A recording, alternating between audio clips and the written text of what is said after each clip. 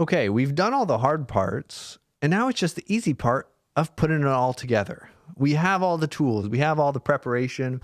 Now it's just a matter of basically plugging things in.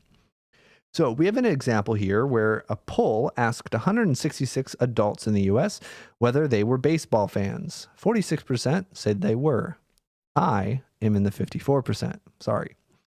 So we're going to construct a 99% confidence interval for the proportion of US adults that are baseball fans and interpret. And again, you might feel a little weird here. You might say, well, wait, don't we know that it's just 46%? We know that 46% of our sample were baseball fans, but we don't know what percent of all US adults are baseball fans. We know p hat. We do not know p. We could use p hat to approximate p, or create a confidence interval, which is just another way of approximating what proportion that is. Okay, so the confidence interval, we got to scroll all the way back to the second page. This is how we find confidence intervals. Confidence interval is p hat plus or minus blah, blah, blah. Let's write it down. Our confidence interval, let's go. Confidence interval, we can abbreviate that CI. Going to be p hat plus or minus z star. Remember, that was the critical z-score. Times the standard error, p hat, q hat, over n. Oh, the poor little sad face.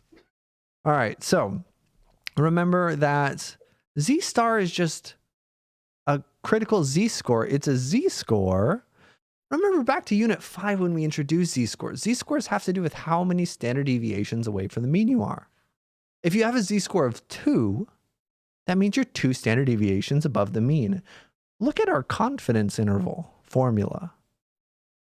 How many standard deviations away from the mean you are is this.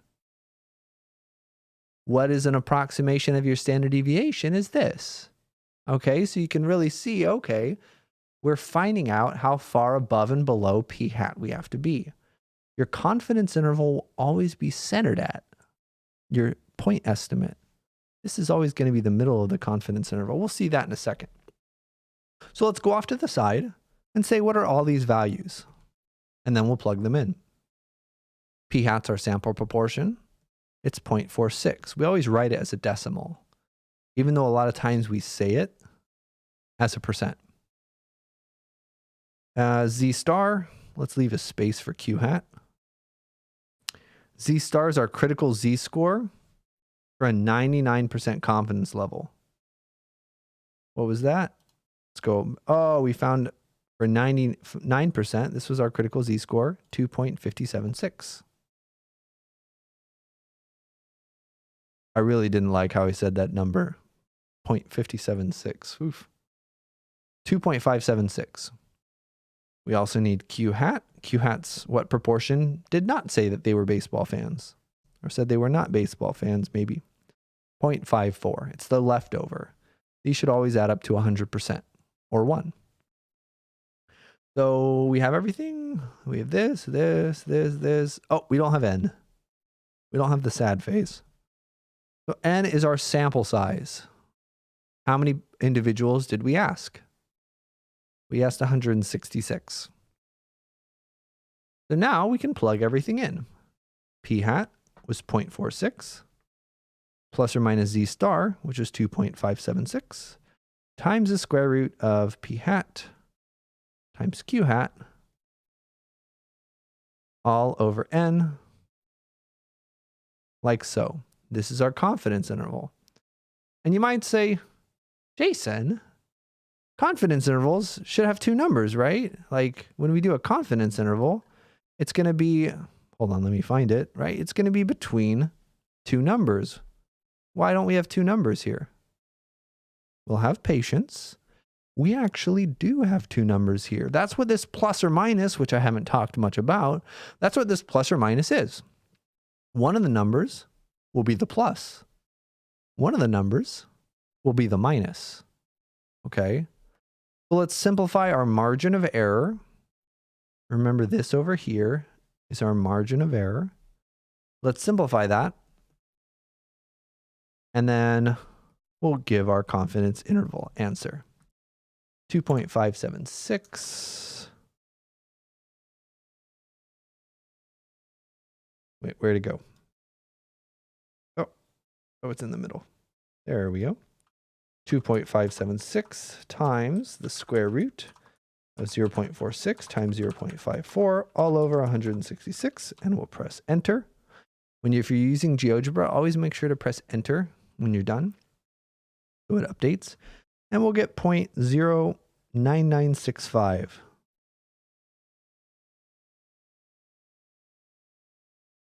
About 10%. If we approximated this, if we rounded this, again, I like to give 4 significant figures here for homework questions. Make sure to always read the instructions. This is 5 decimal places and 4 significant figures. Anyway, if we rounded this, it would round just kind of up to 0.1, which is 10%. And now we have our 2 answers. What are our 2 answers? That's going to be, well, one of them is going to be 0.46 minus this number. Let's see, 0.46 minus that number is going to be our first one. And that's 36.03 or 04%. Okay, it's a little weird in this case to use the rounded answer, but I'm not going to get into the weeds with that. 0.3604.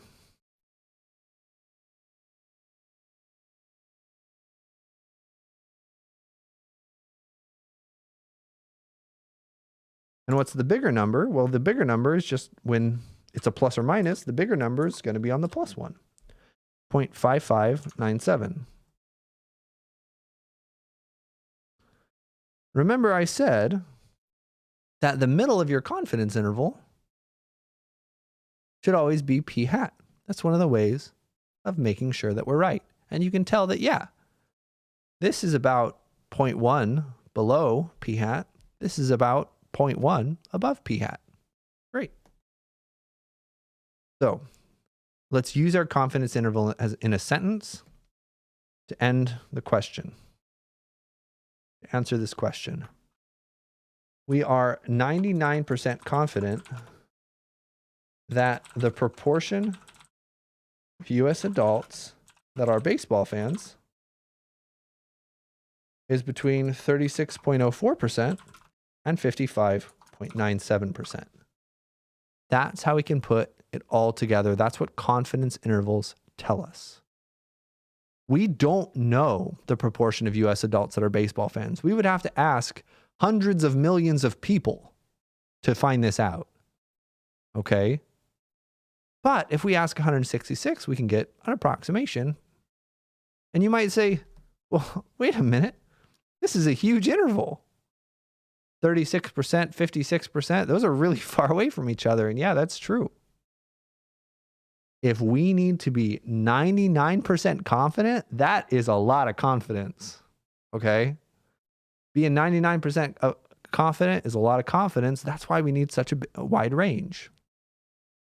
If we want to be this confident, we only asked 166 people. Not nothing, but it's still, not a huge number. And that's how this all ties together. So, again, my recommendation for you is to pause the video and try to redo the steps we did in part A. Try to do part B on your own, and let's see if we get the same answer. I will quickly go through it afterwards. Okay, so it's going to be the same formula. P hat plus or minus Z star times the square root of P hat Q hat over N. Almost all of these values are going to be the same, except now Z star is for an 80% confidence level, 1.282. A great question to ask yourself is, do we think our answer for B is going to be a bigger interval or a smaller interval than our answer from part A? Take a moment and think about that. And then let's see. We have the same p hat of 0.46. Our z star is different now, 1.282. And again, our standard error is going to be the same, 0.46, 0.54, all over 166. This is the only thing that's changing in part B. All right. And I'm just going to skip some, just do this kind of all at once. So what you'll get when you type everything into your calculator is two values, 0.4104 and 0.5096. And that tells us, we can basically just copy and paste our conclusion from before, that we are now 80% confident that the proportion of US adults that like baseball, that are baseball fans, that like baseball, is between about 41% and about 51%. So we've narrowed the interval down. Why is that? Well, if we need to be really confident, right? We need to be really confident. We need to give ourselves a big margin of error. Right? We need to give ourselves a lot of room to mess up. So for high confidence levels, usually we're going to have wider intervals. And for lower confidence levels, if we only need to be 80% sure, which is still pretty sure, then we can afford a smaller area. Think about it as, if you're playing darts. If you need to hit the dartboard on the other wall and you need to be 99% sure you're going to hit it, probably going to have to be a pretty big dartboard, unless you're really good at darts. But if you only need to be 50% confident, you can afford a smaller dartboard. That's what we've got here. We're generating dartboards or something. Okay. So we can finish this video by concluding essentially what I just said. What happens to the size of the confidence interval the more certain you need to be? Well, it's going to get bigger. Okay. If we need to be really confident, we need a big target. We need a big interval. The interval has to be wide. So whether you want to say a wider interval or a bigger interval, I'm okay with both of those. And then in the other direction, right? What happens if you don't need to be as certain? The confidence level will get smaller.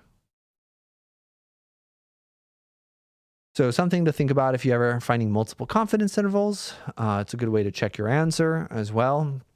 That's pretty much it. So this is how you're going to find them. Not too many calculations. Use your calculator. Be comfortable with whatever calculator that you are using. And yeah, pretty much that's basically it. Include your conclusions here. The conclusions are pretty much going to sound the same at kind of every time. We are this confident that the proportion of what we care about is between these two numbers. Let me know if you have more questions, and we finish this unit with kind of flipping the questions. So the next video should also be fun. Have a good one. Bye-bye.